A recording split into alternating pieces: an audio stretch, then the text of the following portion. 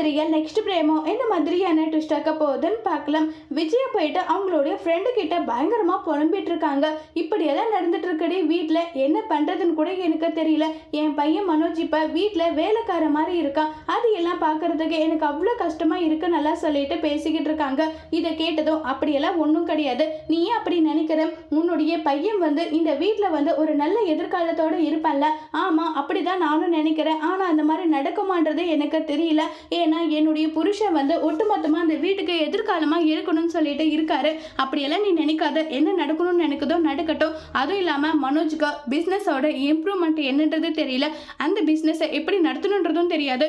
ஆனா அண்ணனா இருந்தா அது எல்லாமே ஹேண்டில் பண்ணிப்பாரு. ஸோ அவரே இருக்கட்டும்ன்றாங்க. என் பையன் தாண்டி முதலாளியா இருக்கணும்னு ஆசைப்ப அந்த பணத்துக்காக அண்ணா எவ்வளவு கஷ்டப்பட்டிருக்காரு, அதை பத்தி நீ நினைச்சு பார்த்தியா? நீ எதுக்காகடி சுயநலவாதியா இருக்குன்னு சொல்லிட்டு கண்டுபடுத்திட்டு இருக்காங்க பார்வதி. உடனே விஜயா இல்ல என்னுடைய பையன்றாங்க.